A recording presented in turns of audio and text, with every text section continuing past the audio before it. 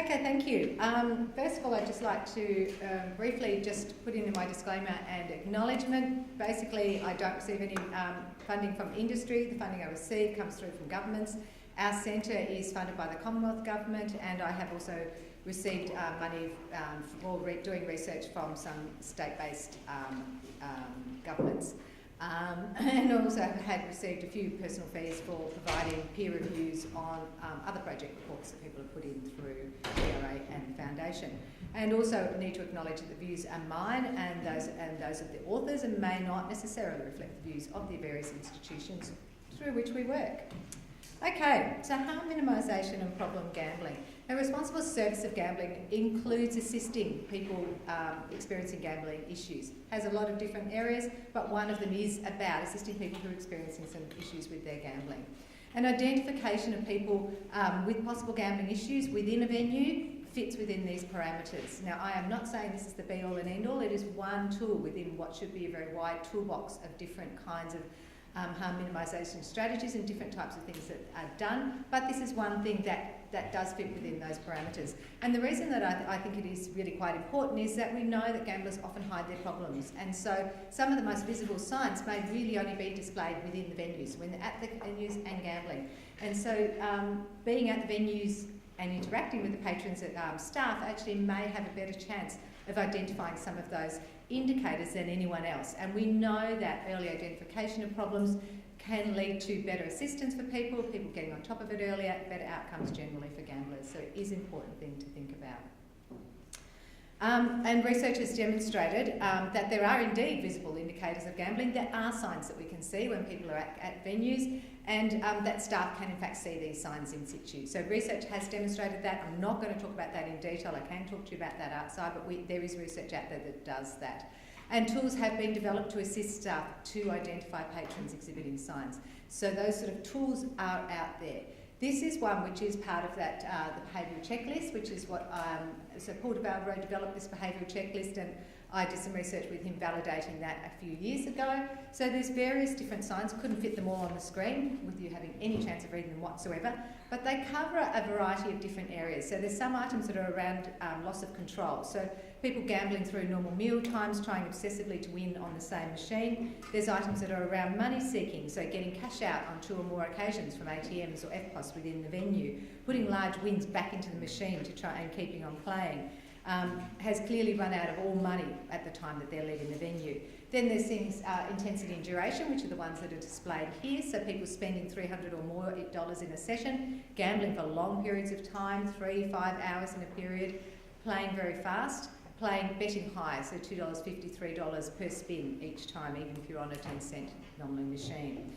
There's also irrational and superstitious behaviour that you might see. Some emotional signs of people being quite distressed or quite angry can be signs of gambling issues, and other social behaviours that are often really major indicators, but you actually don't see them very often. So someone who might be being really rude or impolite to staff, becoming really angry if someone's actually on their particular machine, or showing significantly poor hygiene or a deterioration in hygiene over time.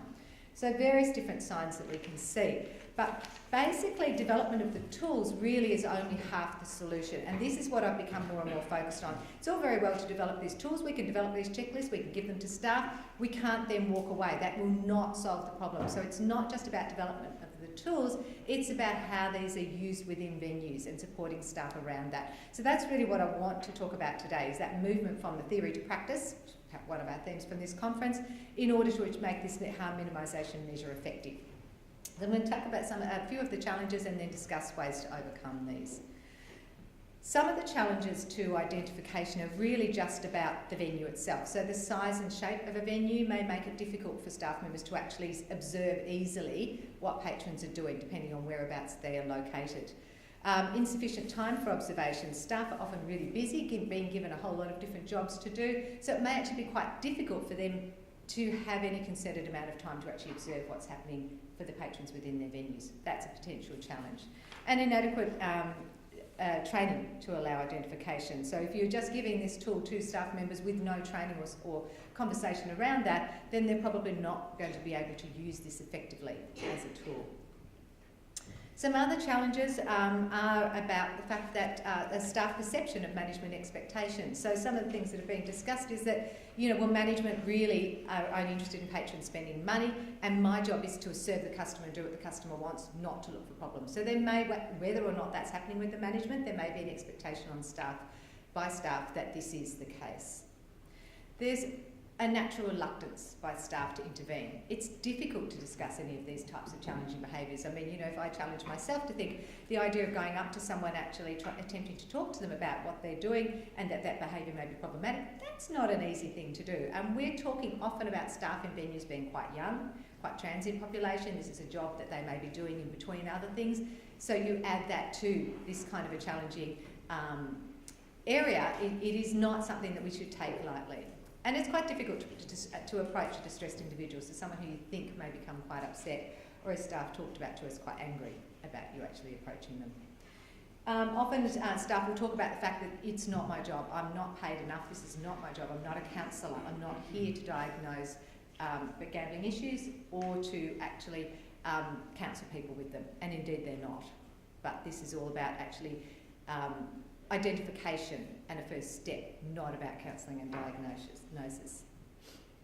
And some staff within venues who have been there for a long time can be a bit burnt out or have been burnt trying to actually talk to someone about it and receiving a massive backlash from that patron, and at times they report about they can be quite angry and aggressive towards anyone who tries to get in the way or tell them that they've got a problem. So they then back off and don't want to do anything like talking to a customer. However, the studies that I did, the behavioural checklist study and a study that's currently underway, Gambling in Suburban Australia, we talked about a little bit more after my presentation, they both actually demonstrate that staff can and do observe signs of problems. Well, that behavioural checklist studies talked about staff, and the Gambling in Suburban Australia study has shown that people just within venues can observe these problems. 70% of items on that screen were described by staff as easy to observe under normal working conditions. So they said, yeah, we can see that, we see that in our venues, that's not a problem. And the venue observations revealed numerous examples of gamblers displaying signs of gambling issues. So it can be done. So what I'm going to do is just talk about a few of the findings that we've had from this research that's underway at the moment, the Gambling in Suburban Australia study and observations in venues. So things that were actually seen by people who were in venues, just watching what was happening in a venue for between 30 and 60 minutes in general. One of the things they observed was that staff are actually on the floor. So when we were talking about the fact that the staff may be too busy, may not be on the floor, may not be seeing things, staff are on the floor. So we saw staff circulating on the floor in almost every venue observation. And staff were quite friendly, knew regulars by name, talked to patrons. So in other words, they're there, they're talking to people, they're interacting with those patrons. So that gives them those opportunities to actually see some of those signs if they're there. So the observations demonstrated quite a lot, observes quite a few signs that were around money seeking. So some of the observers that were there were actually encouraged to access cash multiple times at a venue. So staff members actually saying, yeah, you can get out more cash, come and get out more cash. So, and this is one of the signs of gambling problems, and the staff are actually encouraging some of that use. An observer was encouraged to actually try for a lesser amount of cash when the cash request was denied. So she tried to get some money out while there, and it was declined. She said, oh, I must not have that money in my account. I thought it had gone through. Oh, don't worry, you can try for a less amount. Would you like to try for $50? You can even try for $20. Really, this is not a great thing for staff to be doing in this sort of instance. In fact, the opposite. And there were observations of patrons withdrawing multiple times within short visits. So even if you were there for 30 minutes or 60 minutes, they were seeing people go back multiple times to take money out. So these clear signs are there. Other money-seeking signs, there were frequent observations of patrons playing multiple machines at once with no intervention. So sitting there and actually putting money in here, putting money in here, putting money in here, bet. And these were generally people who were betting at high rates as well. So they were betting over $1 a spin on two machines. So one man was observed betting $5 a bet constantly on two machines over an 11-minute stretch, which is quite a substantial amount of money, as well as reinserting wins and pushing the buttons very hard. So this observer actually saw probably 6 signs of gambling problems within a 30-minute observation, no intervention. And a sign actually at one venue that was put up there as part of their responsible service of gambling said that only 2 machines at a maximum can be played by any one person continuously. The legislation in Victoria actually is that you cannot play 2 machines at the same time. So this is a clear sign that these people in this management in this venue are not actually aware of what the regulations are. There's no way they're going to be putting up a sign like that if they knew what the regulations were. So a clear sign that there's not actually a good understanding at these venues. They also saw emotional and social behaviour that was eliciting no interventions as signs of agitation or anger at machines, visibly drunk or possibly drug-affected people playing on machines. So the staff were there interacting with them but not actually intervening. So this was actually a picture that was taken in one venue, so you can see the man there, he's playing, got the 2 machines lined up, and someone had actually brought his lunch over, that's his lunch there, to sit beside him so that he could keep playing while he was eating his lunch. So, how to make this work, given we do know these signs are there. The staff actually in Victoria do have, as well as their normal responsible service of gambling training, do also have additional training that they can access for venue support workers, and venue support workers use the behavioural checklist within their training. So they do quite intensive training at venues, and they're in contact with venues several times a year offering this type of training. So, you know, they're actually much more well supported in this in Victoria than many other jurisdictions, and yet we're still seeing all these kinds of signs. So what do we actually have to do to make this work? One of the things I want to make clear is that staff, when I was talking to staffers in that behavioural checklist study, is they are quite concerned and generally want to help. Not across the board, as I said, some of them are really quite burnt out, some of them, you know, it's just an in-between job, they don't really care. But most of them get quite upset when they are seeing things that indicate problems. They want to do something, but they're not quite sure how to do it. The research that we did in both of those studies shows that it's, you know, you can observe, identify within a short period of time, and with the research that I did show that staff would identify and act if this was done with, if their expectation was there within a clear and supportive framework. And that the staff trained, when I did interviews and focus groups with them and looked at the data when we actually got them to fill out around the checklist, if they saw someone they thought had a problem and then went back and looked at that checklist, they were ticking off around 8 to 10 indicators every time. So they can recall different indicators of these people once they do identify that there's something going on here. But to make it work, you need a really strong and unambiguous framework to overcome these challenges and support best practice. It cannot just be something where you give it to staff and walk away and expect them to do it. So basically what I'm suggesting, so my thinking around this as it's developed over the last couple of years, that we really need very evidence-based policy.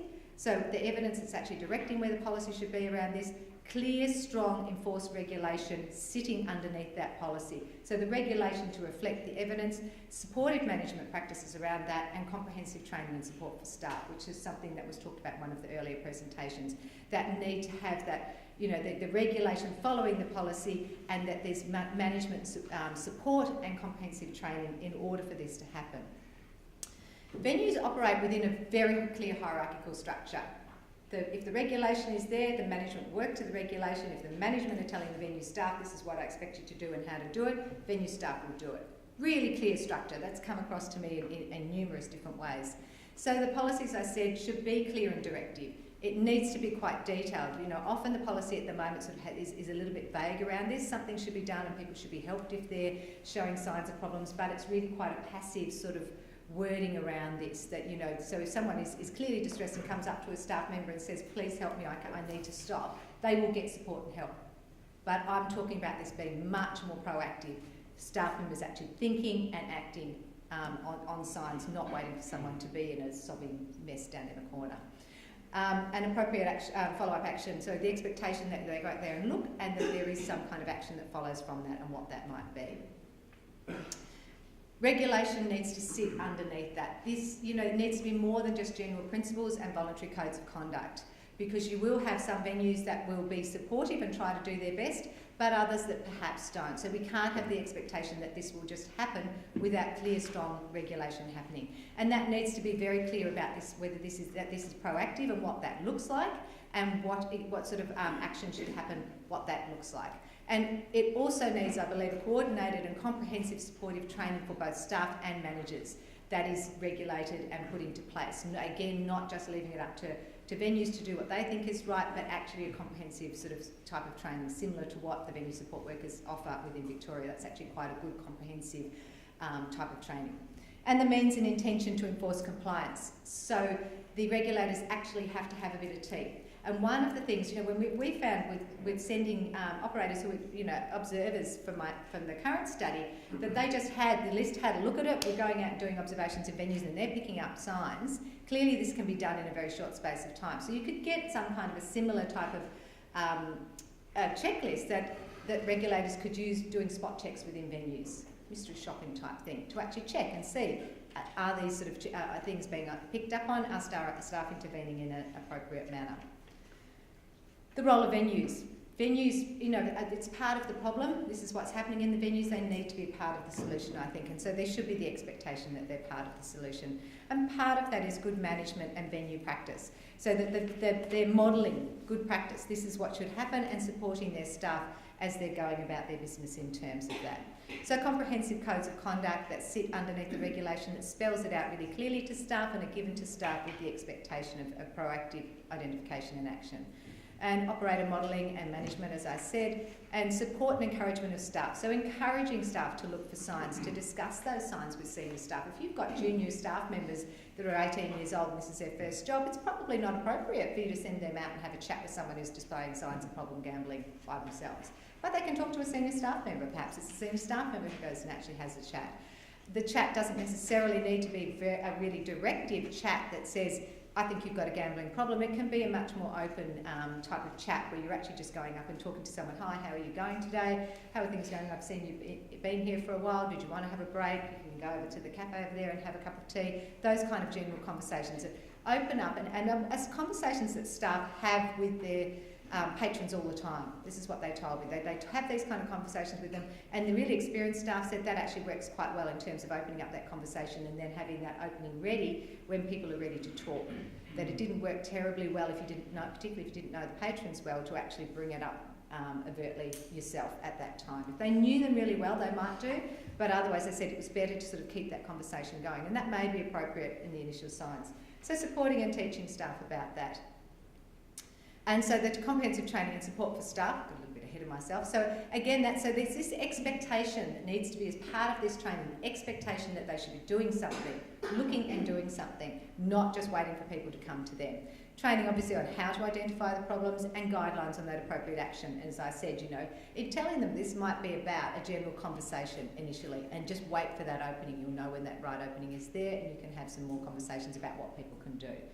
Because often they'll say that what the staff are saying, you might have a general conversation. I've seen you been here for quite a few times, and they'll last a while, and the person will say, yeah, I really need to cut down. I probably should do something about that. Oh, well, did you know there's a self-exclusion program you can sign up for? You can sign up for that, and it can help you, if you want to do that.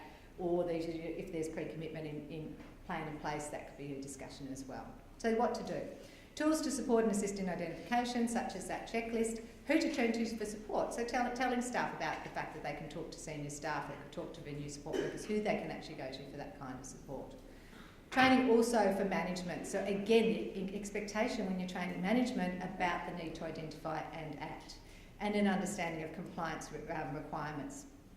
Also ways of overcoming any practical difficulties that may be in venues. So that managers know, again, that sort of hierarchy coming down, so the managers know what it is that's expected of them and how to do it, and how they should be supporting and managing staff within this process. And so they know how to identify problems and what actions might be appropriate, because if they've been around for a while but haven't had that, then they may not know this. Okay, so I've got 5 minutes till the end of the next presentation, so I might skip through the examples. I'm leaving 5 minutes for questions. Oh, okay, cool. All right, so an example of the training and outcomes. So this was the behavioural checklist. So what we did was we actually gave staff this checklist and we trained them in the use of it. So some of them, the new staff, got face-to-face training, and it was done with venue support workers. So this is how you do this is some of the ways you can identify the problems, these are some of the actions you could do, these general conversations, etc. If you've only seen one sign, then it might be that you actually got that person on alert, you can see them, you could talk to senior staff, etc. And training on how to use the checklist. And we backed that up and supported that and kept in contact with them. And we were very clear about the expectation that they should be doing something. It wasn't just that they sit back and see what happened, what might be going on.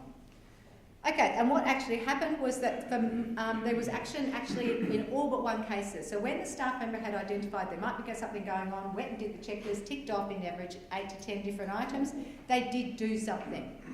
So if you give them that clear expectation in the training, they will do something. Most of the time they talked about they might have done continued observations, that they were just going to watch and see what was going on, or have that approach for the general track. A lot of the time they did more than one thing, so they might have been doing both of those things. Less commonly, actually approaching the customer to talk directly about behaviour. As I said, that's sort of, they're more reluctant to do that, or other actions. And they were also not so likely to actually write this up in a logbook or talk to senior staff members. So I do think that's where, you know, ongoing training would actually do a bit more improvement about how you can push that to actually do some more specific chats to people if you're starting to see these, you know, observing this over a period of time, that you might need to actually be a bit more directive around that. Also, I think that they can be using their senior staff members and logbooks much better to actually communicate about some of these issues, so that you get an early identification. I mean, if Joe's seeing it at 6 o'clock on a Friday and that person's there every single day of the week, there's probably other staff members who are seeing those same things. And if you start talking to each other and knowing that that's happening every day, there may be more action. So some of the barriers that staff talked about were anger or aggression or rudeness from customers. If they had a customer who they already knew was a little bit antsy, they really didn't want to go and talk to them. Can't say I blame them. So that is a barrier that, you know, if you think that something like that's going to happen. So that's where a senior staff member can really come into play. Also, if they didn't know the customer well or they were inexperienced, that was a barrier to them to really wanting to do anything. But having the checklist and having the training facilitated action. So this is why I keep banging on about it, really, because I do think that this can make a difference. So really, just in conclusion, you can identify possible signs of gambling issues in venues through visible indicators. It is possible, and it is potentially, I think, actually quite a useful harm minimisation measure. One of many, not the only one. But it has to be implemented in a strong and unambiguous framework for this to happen. So really what comes next is actually, you know, I think the evidence is there. It's quite clear that policy really needs to be developed around that and regulations put in place to actually support that happening, because I don't think it's really going to happen effectively across all venues if it's sort of somewhat vague, and the codes of conduct are somewhat vague about what exactly you mean by signs of problem gambling and who does what, and there's not that comprehensive training program in place. Thank you.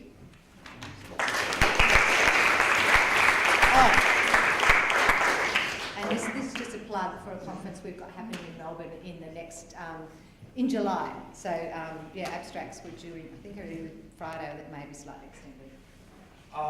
Yeah, so at the beginning I said you should really check this out. That she was just basically talking about the next step to what you should really check out. So particularly if you're involved in you know, the public health space, I believe, I hope I don't embarrass you, but I've never seen you when I say this. but I think everybody should be doing this. This observable characteristics within venues. This is, I believe, what should be the state of the art at the moment anywhere in any jurisdiction for the interactions between the staff members at that venue and people who are potentially experiencing problems. So, comments, questions? Thank you. Anna, fantastic presentation, fantastic work. Thank you. This is probably more a comment than anything else. And we did some similar work, I guess, but not as much in depth. We certainly didn't a few years ago, quite some years ago now, talking to staff, some qualitative work on barriers and facilitating, blah, blah, blah. Anyway, one of the things that came up, of course, which Was that the BCGLR funded? No. Oh, okay. So it was one of those. Okay. And there was one in South Australia, so I was pointing in the direction. And it was really, you know, talking to staff, staff and managers and supervisors about interventions with patrons, observable signs and interventions. One of the things, of course, which you really picked up is the resistance from staff to approach patrons, because patrons might be antsy and actually aggressive, and some staff we spoke to were very fearful about that. And it struck me at the time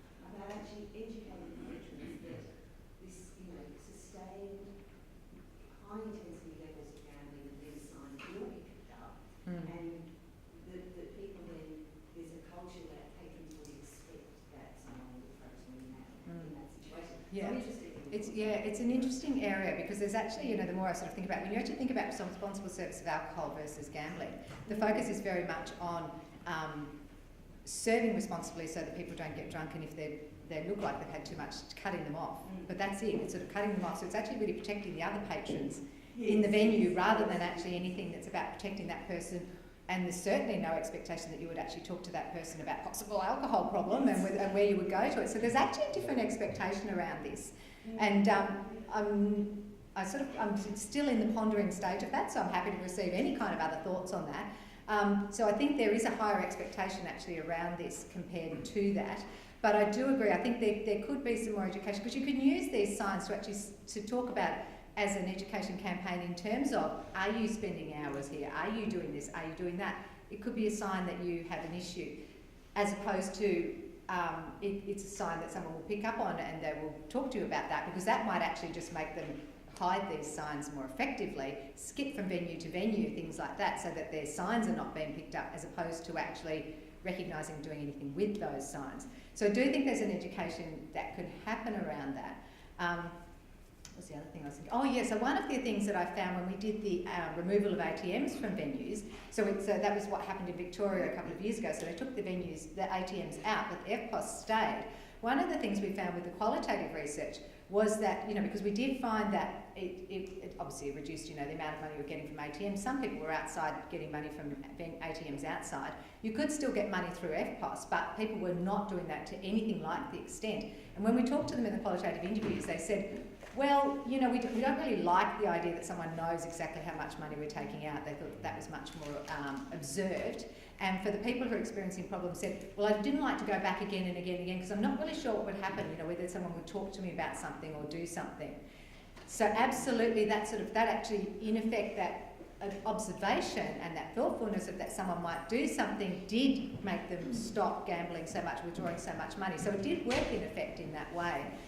The staff members were not actually intervening much. They were in some venues, but in others they didn't see. They were saying, well, if it's only that one sign, and I'm not really sure what it means. So again, it's about that expectation. This is probably a clear sign. You should be looking for other signs. I think it's important to mention also that just through my experience in talking with some gamblers who are experiencing problems actually want to have that conversation. They do, yes. And in fact, I've heard people say, those bastards knew I had a problem, and they said nothing. And so I think what you have to do is that in educating patrons is to let them know that there are people out there that actually want to have that conversation, and they're waiting for somebody to express some interest in their welfare rather than interest in their pocketbook. That could be really nice. Okay, one more question. Thanks, Anna. The research I've done is looking at the commissioners and the decisions that they do to award and approve extra EGMs. And there's an over-reliance on these responsible gambling practices. So they're not using it. You talked about their theory and moving it into practice, but the way the regulator is looking at now, it's actually already in practice, which is a problem. That this is there, yes, and that's saying yes. that this is existing. They're happy that a venue says we've got amazing responsible gambling. We do education. Our staff, know about observing and they can pick up things. But this would indicate that they're not actually doing that. It's in theory they're doing it. So there's a problem there with the regulator already not. Well, that's what my point is, that with the regulation, the way it's set up at the moment, it's fairly vague in almost all areas. So and that's what I'm saying, is it needs to be very prescriptive and direct and clear about the need for proactive identification, what that looks like, and intervention beyond that, and what that will look like. And then that the regulators have an expectation, and we'll actually do some follow-ups and start looking to see whether that's been complied with and that there's consequences that come from non-compliance. That's basically what I'm saying is yes, I agree. People think that it's there, but it's not there. But the regulators? Yes, the regulators as well as yes, everyone thinks it's there, but I don't think it's there in the way that it needs to be there. Okay, thank you. Happy to chat with other people later on if you still have any questions. Thank you.